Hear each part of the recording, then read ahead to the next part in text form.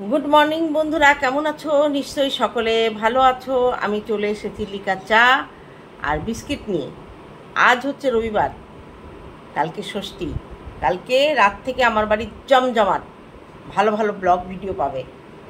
একা একার video shoot করে পাবলিক করতে আর ভালো লাগে না, কোথাও গেলে টেলে হয়। তা সোমবার রাতে ওরা আসবে। সোমবার সারাদিন কি কি করছি, কি রান্না করছি, রাতে কি হচ্ছে, সব তোমাদের সঙ্গে শ্যুট করবো। এবার আর খাওয়া দাওয়া থেকে কোনো কিছু বাদ দেবো না। দরকার হলে স্ট্যান্ডে ক্যামেরা ফিট করে রান্না বান্না সব কিছু করবো।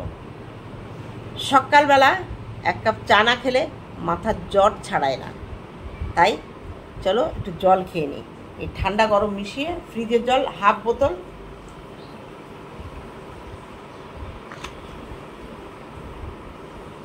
আর তোমাদের একটা জিনিস দেখায়, আমার হাসি পায়। এই দেখো, একটা ডোল কিনেছে বাবার। ড্রাম বলতে গেলে এটা ড্রাম বোঝায়, এতে মেপে জল খাওয়া যায়। মানে কখন কি পুরো টাইম দিয়ে দিয়েছে। এটা মেয়ে। তা চলো আমি এবার চা খাই। আজকে তোমাদের সামনে তরিয়ে তরিয়ে চা খাবো। কার কার লোভ লাগছে বলো?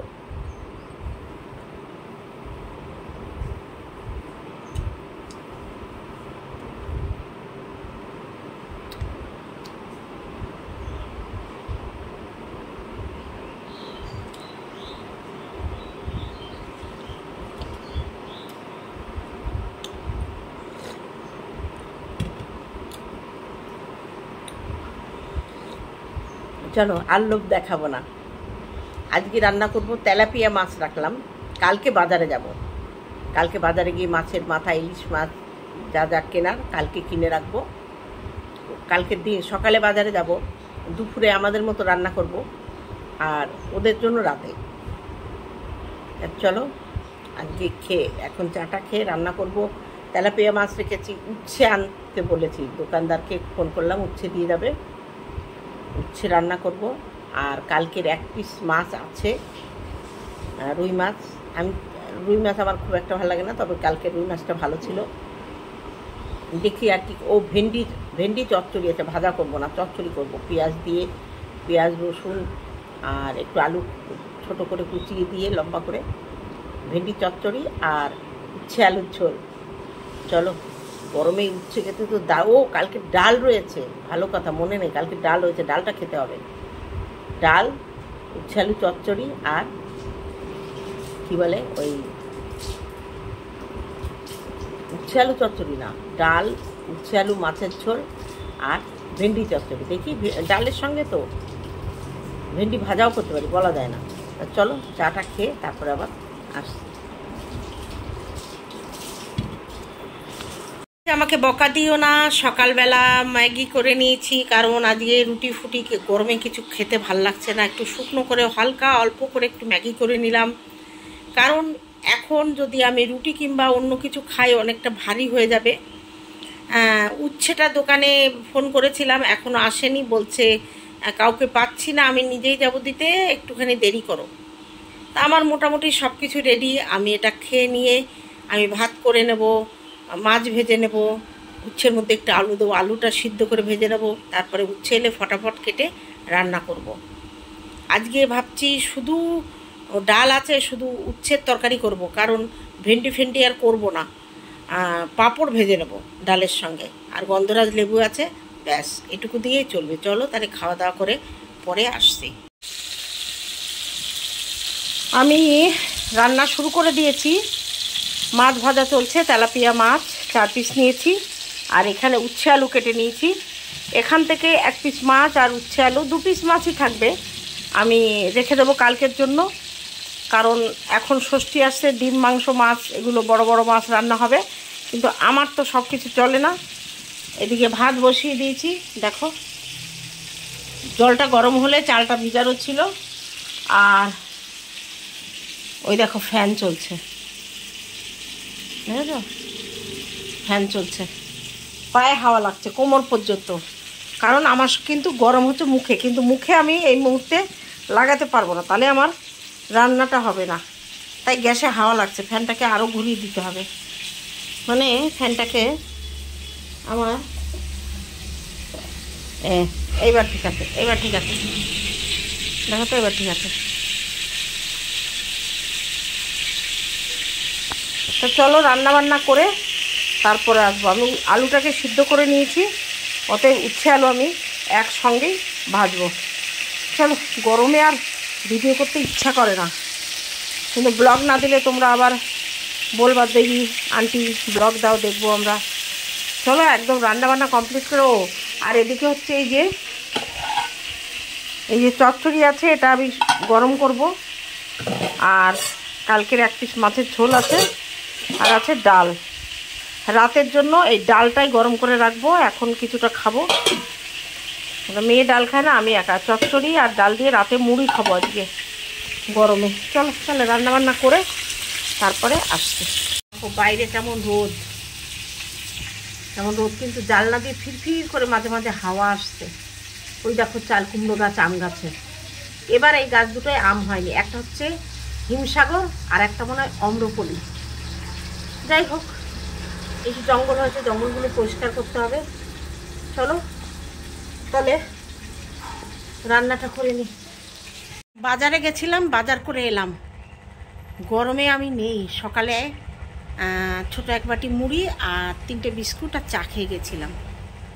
তা আমি এখন নিঃশ্বাস নিতে কষ্ট হচ্ছে, এত গরম। তা সব বাজার করে এনেছি, ষষ্ঠীতে আর বেরোতে হবে না, শুধু মাংসটা কিনতে হবে। আর 5 রকম ফল আর 5 রকম মিষ্টি, এটা মেয়ে আসার সময় নিয়ে আসবে, ওকে বলে দিয়েছি। না হলে জামাইকে আবার পাঠাবো। আজকে এনে রাখলে সেই বুধবারে ষষ্ঠী, কোথায় রাখবো? ফ্রিজে জায়গা থাকবে না। আইসক্রিম, দই, মিষ্টি 2 রকম, লস্যি, এগুলো এনেছি। কোথায় কি রাখবো জানি না। এখন মনে হচ্ছে ডবল ডোরের বড় ফ্রিজ নিলেই হতো।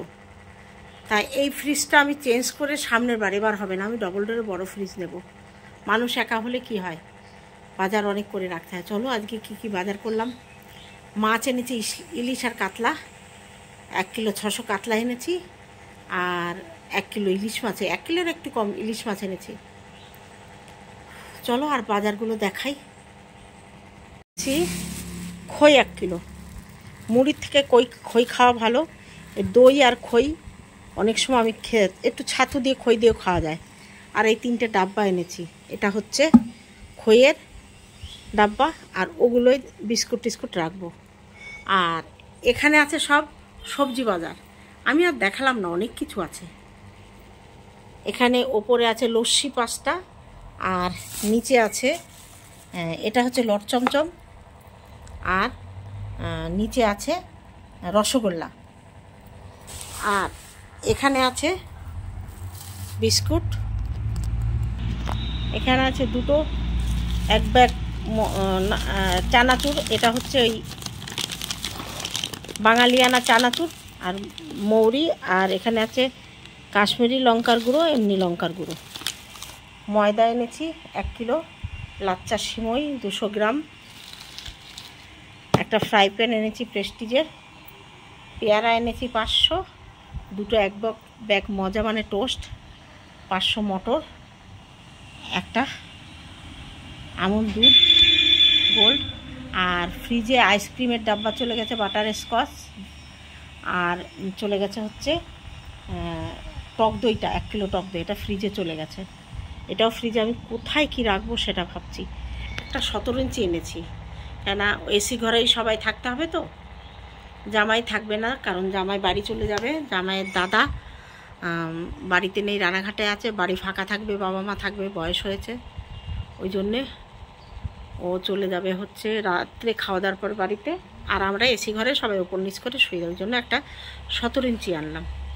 এই মোটমাট বাজার কত কি খরচ হয়েছে এখন হিসেব করিনি, ফোনপেতে দিয়েছি, ক্যাশে দিয়েছি, এরকম করে দিয়েছি। চলো আমি এবার একটু দই খই খেয়ে নেব, তারপরে স্নান করব। খাওয়া দাওয়া করে না মাথা ঘুরছিল, চান করে পুজো দিয়ে আজকে ছিল পান্তা ভাত অনেক। ছোটো মেয়ের জন্য রাতে রান্না হবে, ওরা আসবে এই বললো 2টো 2:30-এর মধ্যে ঢুকবে।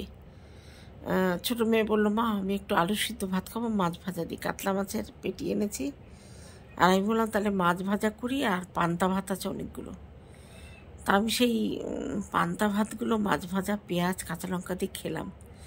খেয়ে আর আমি না পা তুলে হাঁটতে পারছি না, আমার মাথা এত ঘোরাচ্ছে। রোদ্দুর যা আজকে, আর বাজারের ভেতরে তেমনি গরম। তা আমি অনেক কষ্টে এঁঠোটা মুছে নিয়ে আমি শুয়ে পড়েছি এসিটা চালিয়ে দিয়ে। অনেকক্ষণ, প্রায় আধ ঘন্টা হয়ে গেল। তা আমি ভিডিওটা এডিট করতে গিয়ে দেখলাম ভিডিওটা শেষ করা হয়নি। গতকালকের একটু ছিল আর আজকের একটু দিয়ে মোটামুটি একটা ব্লগ করলাম। আর আজকে বিকেলে ওরা আসার পরে যেটা শ্যুট হবে কালকে করে একবারে দিয়ে দেবো। চলো তাহলে, ভালো থেকো, সুস্থ থেকো, কেউ কিছু মনে করো না। এরকম শুয়ে শুয়ে আমি ভিডিও দেখিনি। আর আমার শরীর খারাপ নেই, জ্বরও নেই, এসি চলছে। আমি মেঝেতে শুয়েছি, খাটে মেয়ে আছে, আমি মেঝেতেই শুই একটা তোষক পেতে। তা একটু ঠান্ডা লাগছে তাই কাঁথা গায়ে দিলাম। তা চলো আজকের ভিডিওটা একটু কষ্ট করে দেখে নিও।